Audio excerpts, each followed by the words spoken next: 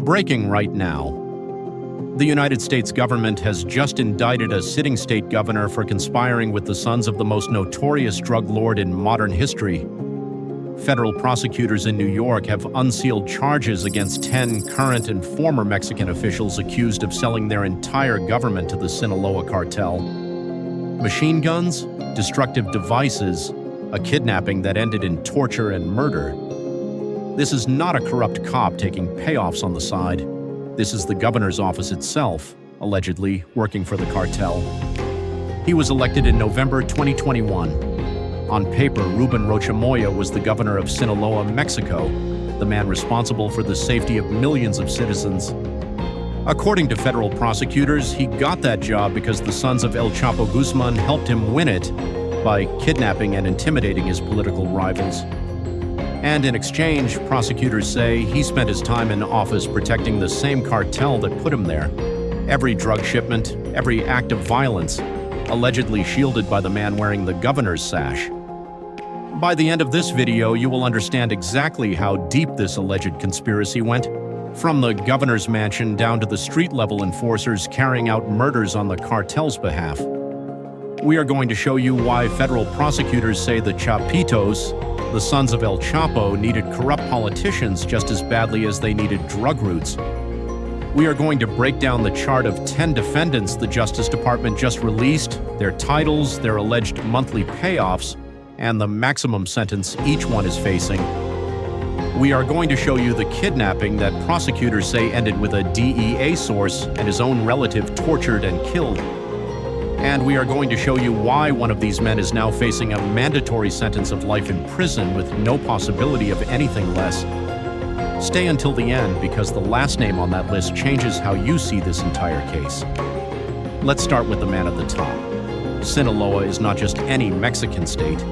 Prosecutors describe it as the geographic epicenter of the global narcotics trade, the home base of the Sinaloa Cartel itself. For decades, the cartel has worked with cocaine producers in Colombia, precursor chemical suppliers in China, and corrupt officials across the region to move fentanyl, heroin, cocaine, and methamphetamine into American communities. According to the indictment Unsealed in the Southern District of New York, the cartel's most powerful faction right now is run by the Chapitos, the sons of Joaquin Archivaldo Guzman Loera, El Chapo himself. And prosecutors allege the Chapitos didn't just need drug labs and smuggling routes. They needed the government of Sinaloa itself working for them. That is exactly what this indictment lays out. U.S. Attorney Jay Clayton said the Sinaloa Cartel would not operate as freely or successfully without corrupt politicians and law enforcement officials on their payroll, and that this indictment sends a message to every official on the planet who works with narco-traffickers. No matter your title, you will be brought to justice. DEA Administrator. Terrence Cole called it a deliberate effort to undermine public institutions and put American lives at risk. Here's the chart federal prosecutors just released, and it reads like a government org chart, not a cartel cell. Ruben Rocha Moya, the sitting governor of Sinaloa, age 76, facing life in prison with a mandatory minimum of 40 years. Enrique Inzunza Cazares, a sitting Mexican senator and former Secretary General for the state, same charges, same 40-year minimum. Enrique Diaz-Vega, the former Secretary of Administration and Finance. Damaso Castro Saavedra, the Deputy Attorney General for the entire state. Marco Antonio Almanza Avalos and Alberto Jorge Contreras Nunez, both former heads of the state's investigative police. Gerardo Mirada Sanchez, the former Secretary of Public Security. Jose Antonio Dionisio Hipolito, the former Deputy Director of the Sinaloa State Police. Juan de Dios Gamez Mendivil, the sitting mayor of Culiacan, the state capital. 10 defendants, every single level of government and law enforcement in one Mexican state, allegedly working for the same cartel at the same time. Drop a comment below if you had any idea a sitting governor could be charged like this by American prosecutors. Let me know. According to the indictment, the governor didn't just look the other way. Prosecutors allege he personally attended meetings with the Chapitos, both before and after taking office, where he promised to protect them as they moved massive quantities of drugs into the United States. And once in office, prosecutors say he let them operate with impunity across the entire state.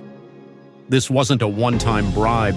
This was, according to federal prosecutors, a governor allegedly functioning as a cartel asset for the length of his administration. Now, here's where the alleged corruption gets specific, because prosecutors didn't just make broad claims, they put dollar figures on the table.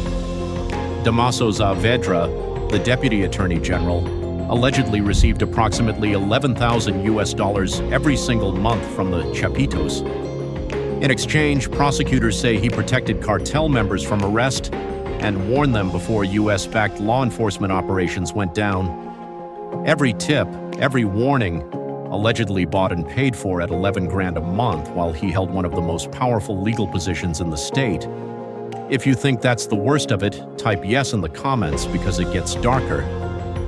Juan Valenzuela Milan, known as Juanito, was a high-level commander in the Culiacan Municipal Police. Prosecutors allege he received around $1,600 a month from the Chapitos. In exchange, he allegedly gave the cartel unfettered access to his own police force, using his own officers to help the Chapitos maintain control of Culiacan through arrests, kidnappings, and murder. And in October 2023, according to the indictment, Milan helped the Chapitos kidnap a DEA confidential source, along with that source's own relative. Prosecutors say both victims were then tortured and killed because the cartel suspected the source of cooperating with U.S. law enforcement.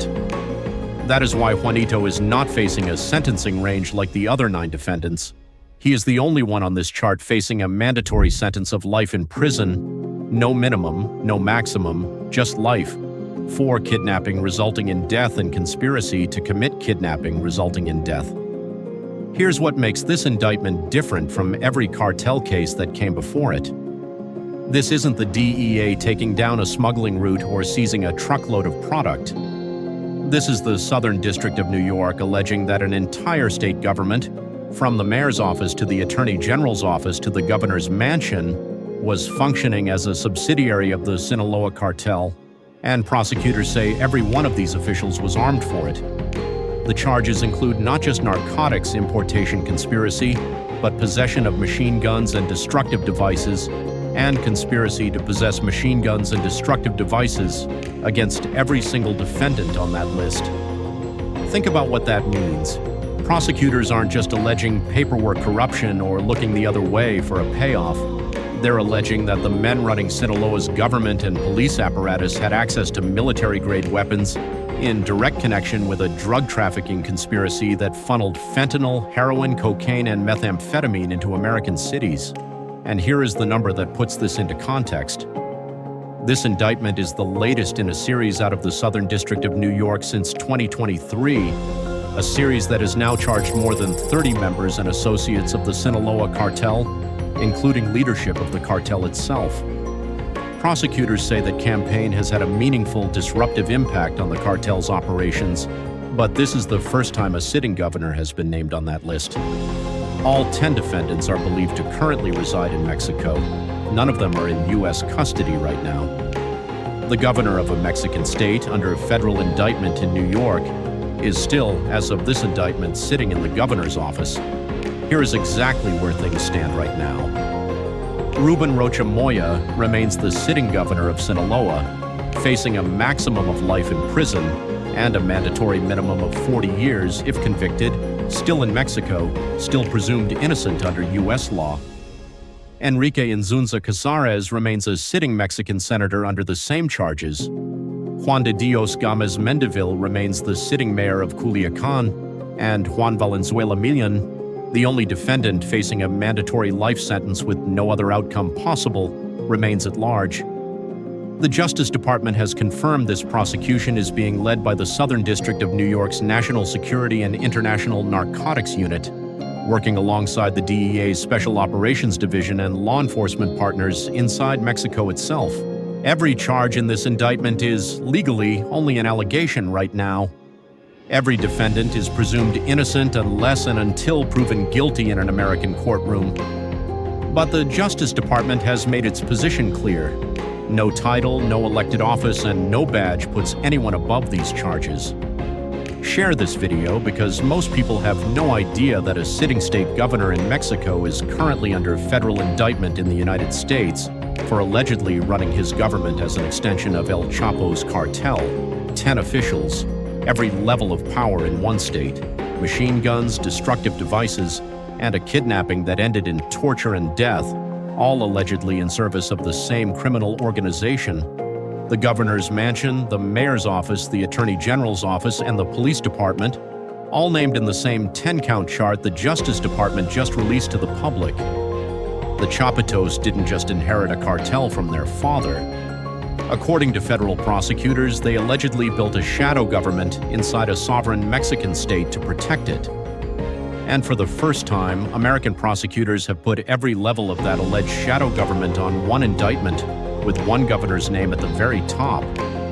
If you want to know whether Ruben Rocha Moya ever sets foot in an American courtroom, or whether Mexico moves to extradite a sitting governor for the first time in modern history, subscribe. We are tracking every development in this case as it happens. If this gave you the full picture, you know what to do.